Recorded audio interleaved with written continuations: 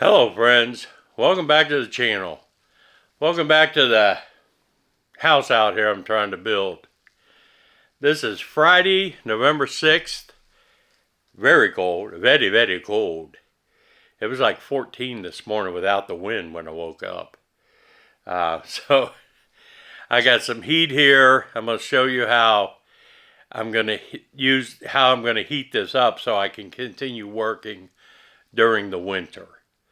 So I'll be right back.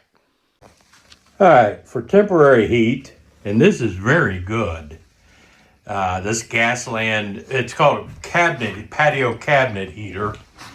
If y'all remember, a few months ago I got this to do a review on.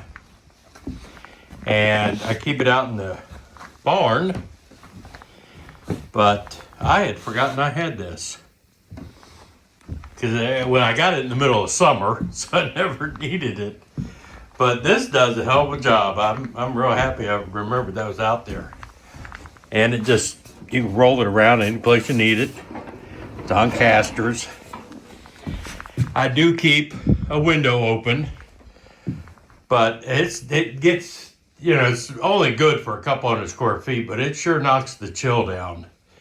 I have my original Blue Flame 20,000 BTU Mr. Heater, wall heater here, that I had to stop and get a fitting for. This is a 3/8 MPT to a 3/8 flared male elbow. So I can hook this one up. And I forgot to bring another propane tank with me. But I'm going to cut a hole through there, run a line out to the propane tank outside. This is going to be hallway and cut out anyway. So I can afford to put a little hole there and epoxy it in, and that'll heat this whole building up with no problem. That's a killer one. This one does a good job, like I said, considering it's for 200 square feet. We're in a 500 square foot open house. It does pretty good. All right, that's the overview of how I'm going to heat this up until I actually get it built. Or springtime comes back around, one of the two. So what I've got to do, I forgot about this step, and this is an extremely important step, especially if you're converting one of these sheds into houses. And fortunately, I had a subscriber ask me about it. I'm like, oh yeah, I need to do this before I put all the insulation up. And that's install these. These are hurricane clips, hurricane clamps, hurricane ties, rafter clips, a whole different bunch of names. But I've got to put one of these on every rafter and tie every rafter to the top plate. Let me show you up close how this works, what you do with this. So what we have up here these are the rafters for the ceiling, rafters and the top plate. And what you get wind shear, we get wind gusts up here. Just yesterday, we had 40 to 60 mile an hour wind gusts. And you get enough wind. Number one, you get wind like that pretty regularly.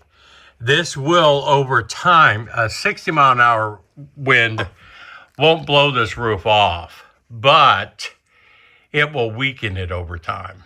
So there's no way that these aren't connected. You got a couple nails driven down, toe nailed from the side of the rafter into the top plate, and that's it. Enough lift, force, and that'll pull those right out. So we have to reinforce this roof. So number one, it doesn't weaken over time.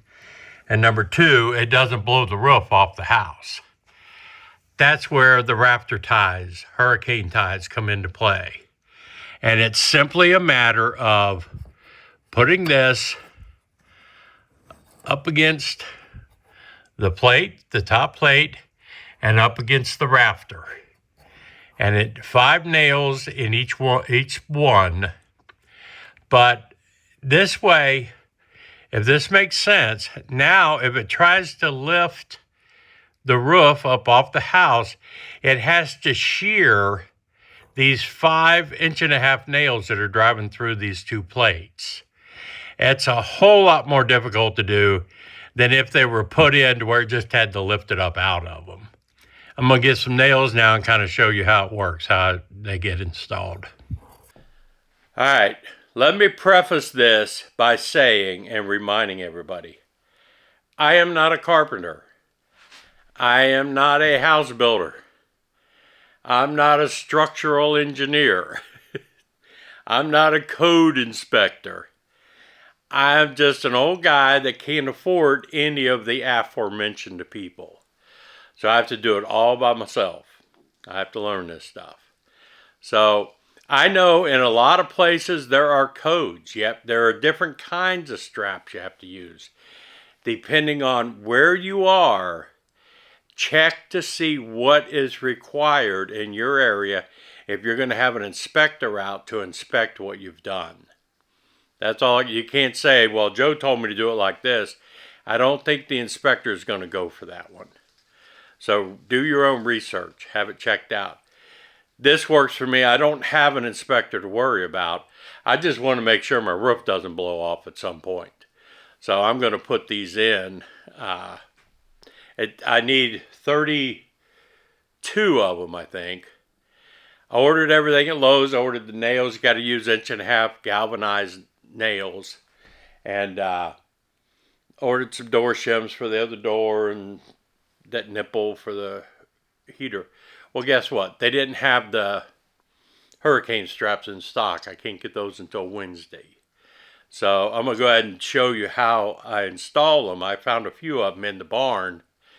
Why I have them, I don't know, but I had some in there. And I'll show you how I put one of them on. And then I'll go ahead and do all of them. I need to do this before I put all the insulation up. Hopefully you'll get to see this.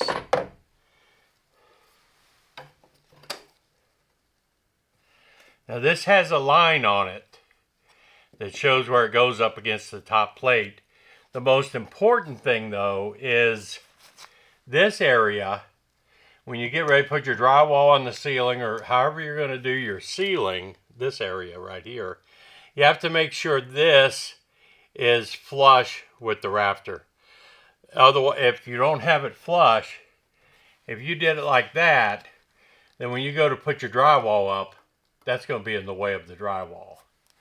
So you just got to make sure that if you put that line on the top plate, then you'll be okay.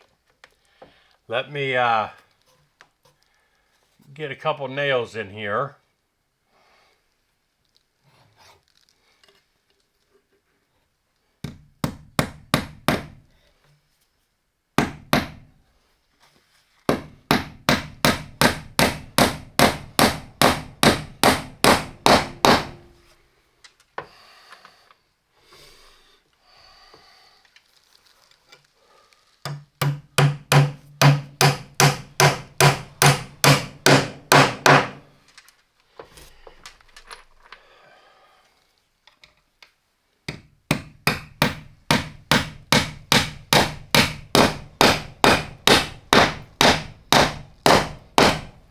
Then the drywall will fit over this as you're doing your walls.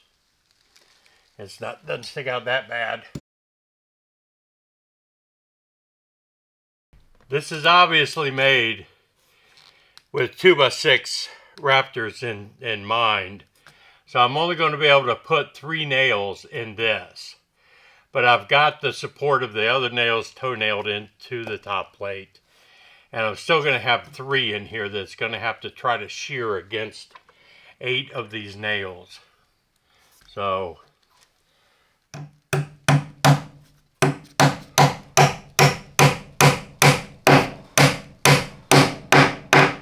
I still feel very confident that this is going to keep my roof from being able to shift like this or be blown up.